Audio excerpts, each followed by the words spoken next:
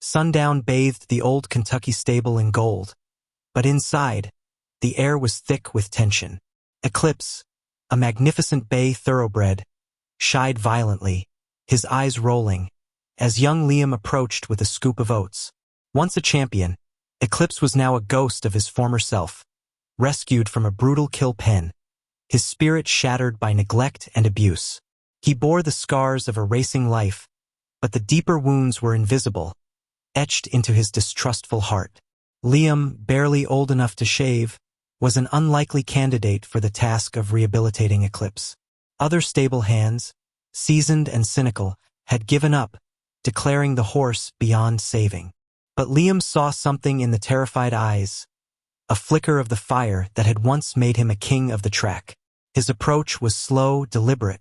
He never forced, never rushed. Days turned into weeks, marked by small, almost imperceptible victories. First, it was Liam simply standing in the stall, speaking in a low, soothing voice, reading from an old book of poetry, anything to fill the space with calm, not fear. Eclipse would watch him, ears twitching, but always ready to bolt. Then came the oats. Liam would leave the scoop by the stall door, retreating to a safe distance. Slowly, painstakingly, Eclipse began to associate Liam's presence with sustenance, not pain. One afternoon, after weeks of this ritual, Eclipse took a hesitant step towards the bucket while Liam was still inside the stall. Liam froze, not daring to breathe. Eclipse snorted, then buried his nose in the oats. It was a tiny gesture, but to Liam, it felt like scaling Everest. Brushing was the next hurdle. Eclipse detested touch. Liam would stand outside the stall, gently running the brush over the air, murmuring encouragement.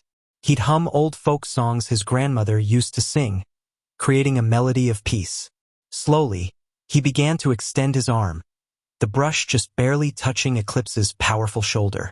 The horse would flinch, but Liam would persist, always with the softest touch, always with the unwavering calm in his eyes. The breakthrough came on a blustery autumn day. A sudden gust rattled the stable doors, sending Eclipse into a panicky fit. He reared, whinnied, and slammed against the stall wall. Instinctively, Liam rushed forward, not with a halter, but with open hands, speaking a torrent of comforting words. He wrapped an arm around Eclipse's neck, pressing his cheek against the horse's trembling coat. For a long moment, Eclipse froze, then slowly, incredibly, he leaned into Liam's embrace. The tension seeped out of him, replaced by a shuddering sigh. From that day on, the wall between them crumbled. Eclipse began to follow Liam around the pasture, nudging his hand for a scratch behind the ears. He learned to accept the saddle, then the bridle, each step taken with Liam's gentle guidance. The day Liam finally swung into the saddle, Eclipse didn't flinch. They walked, then trotted, then cantered around the paddock, a harmonious dance between two beings who had found solace and trust in each other.